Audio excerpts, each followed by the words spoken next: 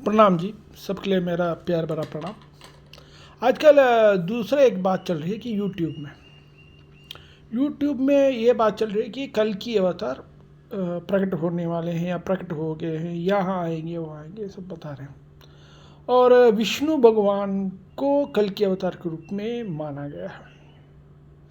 तो वैसे तो दुनिया के अंदर वैष्णव पंथ के अनुसार हम देखा जाए तो विष्णु के 10 अवतार हैं। वैसे धार्मिक ग्रंथ और उन तरीके से अंदर से देखा जाए तो उनके 24 अवतार हैं।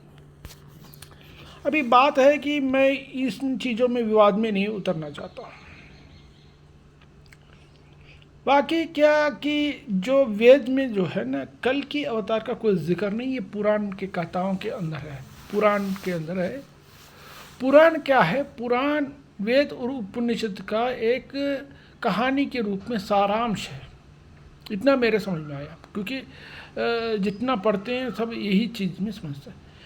ये जो कॉन्सेप्ट है जो कल की अवतार आने की, मुझे लगता है कि ये वेस्टर्न रिलीजन्स का इन्फ्लुएंस है। मुझे ज़्यादातर जैसे एब्राहमिक रिलीजन है, बाइबल है, क्रिश्चियंस हैं और मुस्लिम्स हैं, इनके अंदर ये कॉन्सेप्ट लास्ट मसीहा कोई आएगा, ये सब इस तरह का एक कॉन्सेप्ट है। लेकिन एक कॉन्सेप्ट है कि वेद के अंदर एक कॉन्सेप्ट है कि ब्रह्म तत्व और ब्रह्म आत्माओं की अवतरण होने की कॉन्सेप्ट तो है ये, लेकिन ये टाइम नहीं बताएगा कि इस टाइम में होगा उस टाइम में होगा। लेकिन इसके जो है इंडिकेशंस काफ़ी सारे हैं।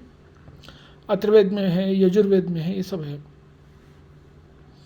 तो भविष्य पुराण में भी कुछ इस तरह का इंडिकेशंस है कि जो है उसको बताया गया है कि बुद्ध निष्कलंक स्वरूप या बुद्ध निष्कलंक अवतार बताया गया। तो बुद्ध का मतलब है नॉलेज है, निष्कलंक का मतलब है बिना एनी स्पॉट, मतलब उनके अंदर कोई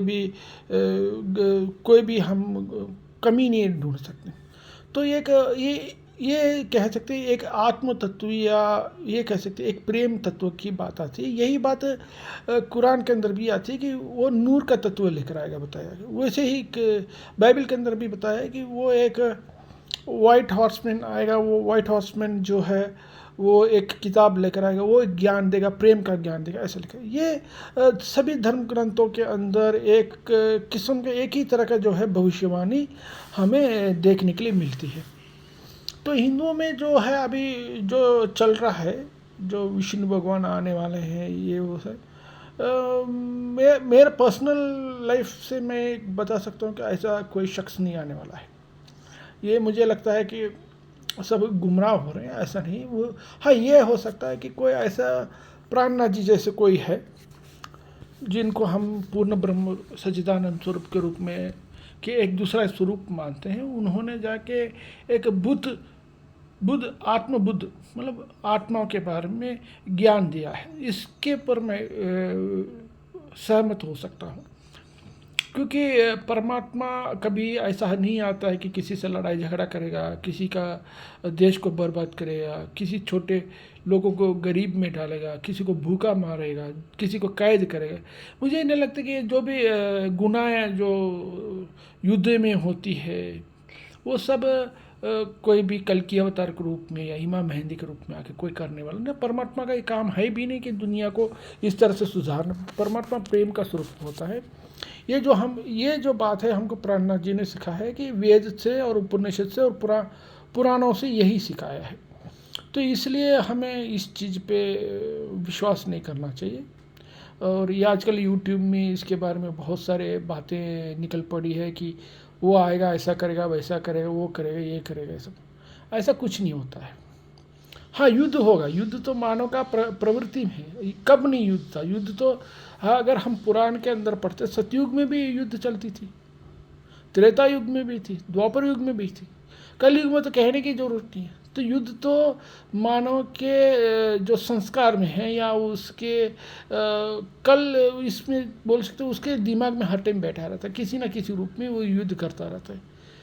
कभी हाथ पैर से बंदूकों से करता है, तो कभी दिमाग से करता है। ट्रेड वॉर कर सकते हैं, दूसरा वॉर तो बहुत किस्म से चलते हैं। तो युद्ध तो जहाँ 3 गुण हैं जहाँ 3 गुणों की जो है साइकिल चलती रहती है, जो चक्कर चलती रहती है, वहाँ युद्ध होना ही है, शांति होना ही है, दोबारा तामस बढ़ना है। हाँ, इस तरह का ये संचालन इन संसार में चलता ही रहेगा। इसलिए अभी युद्ध, बड़ा युद्ध हो जाए, पूरा दुनिया तबाह हो जाए, दोबारा एक और नए सिरे से एक सभ्यता शुरू हो जाए, तो इस पे आश्चर्यजनक होने की कोई बात नहीं, क्योंकि ये है प्रकृति का नियम है। तो सुंदर साथ जी, ये जो है ऐसा कोई कल की स्वरूप या कल की अवतार नहीं आने वाला है।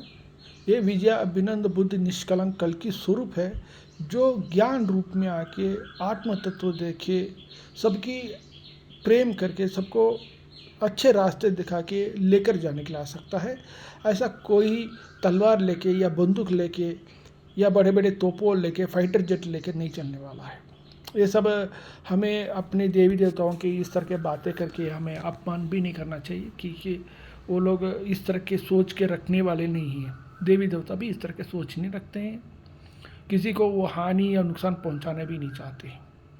जय हिंद, जय भारत। श्री प्राणनाथ प्यारे की जय।